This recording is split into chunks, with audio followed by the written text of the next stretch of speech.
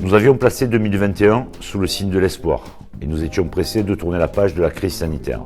Mais 2021 a été encore placé sous le signe de la pandémie. Nous devons rendre hommage aux personnels de santé qui se sont mobilisés au fil des vagues de la Covid et de l'émergence de nouveaux variants. Hommage et remerciements aux agents hospitaliers, à tous les professionnels de santé, à l'équipe de Santé Lub, qui a géré sans relâche le centre de vaccination installé sur notre commune. Remercions également les services de l'État et l'ensemble de nos services publics, qui dans cette crise ont mobilisé leurs forces, leurs moyens, leur énergie au service de tous.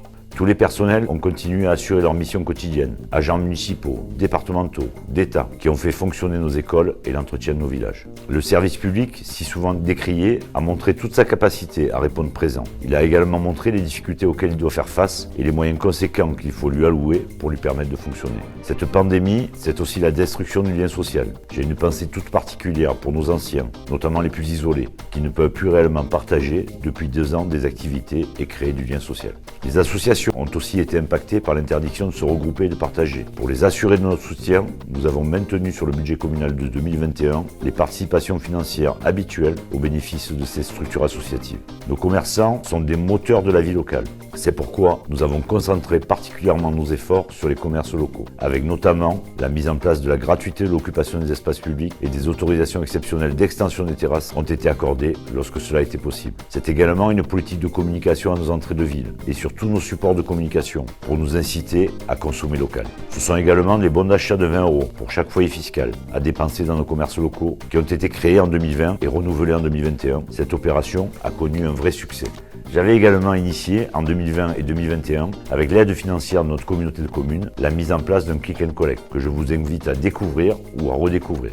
Malgré ce contexte, des animations ont été maintenues pendant la période d'été. Merci au comité des fêtes qui, entre 2 vagues de la Covid, a permis le maintien des festivités si utiles à la qualité de vie de notre commune. Fêtes votives, feux de la Saint-Jean, brocantes ont pu avoir lieu. Cela nous a permis de nous retrouver et de partager. Nous avons fait le pari de maintenir le festival de danse cette année encore. Ce fut une réussite. Merci à Marine Domézel et à l'équipe du château, à nos partenaires, les Sons du Luberon, Zimzam, le Festival du Rance-Luberon, pour la qualité des différentes programmations. Pour les fêtes de fin d'année, cela fut plus compliqué avec l'arrivée du variant Delta. Mais je tiens à saluer et à remercier Hélène et Nathalie et les membres du comité des fêtes pour le travail accompli, avec les associations locales pour la décoration et l'animation de notre village pendant les fêtes de fin d'année. Merci également à EADS Design pour le prêt de matériel d'illumination très remarqué à nos entrées de ville. 2021, c'est aussi la mise en œuvre de nos projets, même s'ils ont été retardés ou plus compliqués à mettre en place. C'est tout d'abord la réalisation de la voie de liaison RD 120, RD 956, un dossier qui a mis 10 ans à aboutir, mais qui s'est enfin concrétisé pour la plus grande satisfaction de tous. Il a permis de libérer le centre-ville de notre commune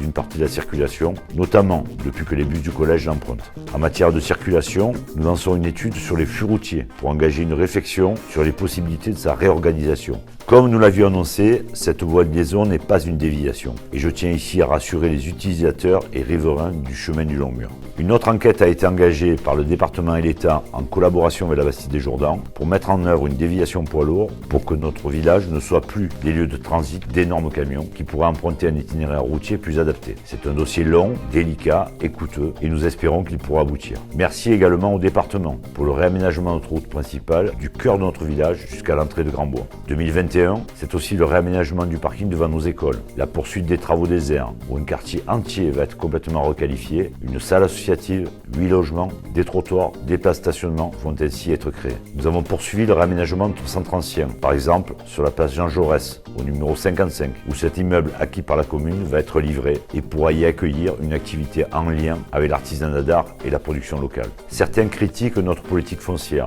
Nous avons beaucoup acheté, réaménagé depuis 2008. Cette politique d'acquisition, notamment de rez-de-chaussée commerciaux, va nous permettre d'installer des artisans et des commerces qui nous font tant défaut. C'est grâce à cette politique que nous pouvons accueillir prochainement une maison de la presse au numéro 94 du boulevard de la République. En 2021, nous avons également acheté 2 commerces sur la place de l'église qui sont fermés depuis longtemps. Ils seront réaménagés et destinés à accueillir des activités d'art, notamment des céramistes. Nous souhaitons développer la lutte contre la désertification commerciale pour garder notre village attractif. Je tiens à préciser que cette politique a été menée jusqu'ici sans recours à l'emprunt depuis 2008 et que notre commune n'a plus de dette tout en conservant des taux de fiscalité stables. En 2022 également, nous devrions céder le bâtiment de l'ancienne coopérative vitifruit à Maronon qui va rénover ce vieux bâtiment pour permettre de maintenir et développer ses activités. 2022, c'est également l'aménagement de locaux pour le tennis club, la transformation du logement du gardien en clubhouse au stade Maurice Greff. 2022, ce sera aussi la livraison d'un skatepark, projet initié par le conseil municipal des enfants. 2022, ce sera également la création de nouveaux bâtiments des services techniques, que nous avons en partie inauguré et dénommé Max Rato, ancien adjoint au maire, élu municipal de 83 à 2020, que je tiens à remercier pour son engagement, son dévouement et son implication au service de la commune. 2022,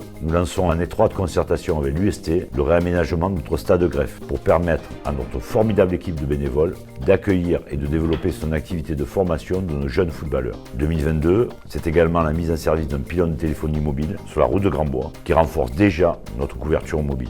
C'est aussi le centre social qui est labellisé Pôle France Service en partenariat avec la commune de la Bastide-des-Jourdans. C'est enfin la poursuite des travaux du quartier des Airs et comme chaque année, la réalisation de travaux de requalification de voirie. Projets réalisés ou lancés, nous avons maintenu malgré le contexte notre dynamique d'investissement. Mais si la Tourdaigue est un village vivant, c'est grâce aussi tout particulièrement à nos acteurs associatifs, à ces bénévoles. Merci à eux pour leur engagement et leur implication. Merci à nos partenaires, les services de l'État, la région bien sûr et le département pour les financements qui sont apportés à nos projets. Des échéances particulières en 2021 avaient lieu, les élections départementales. Je tiens à vous remercier pour le soutien sans faille que vous nous avez apporté avec Noël Trinquier et nos colistiers, Carole Richer-Laforêt et William Colomba. Le résultat fut sans appel et je tiens également à remercier tous les habitants du Pays d'Aigue et de Pertuis qui nous ont témoigné très fortement leur confiance lors de cette élection. J'y vois un signe d'encouragement pour le travail effectué. Je voulais vous assurer que sur le plan local et départemental, je continuerai sur les objectifs que nous nous sommes fixés.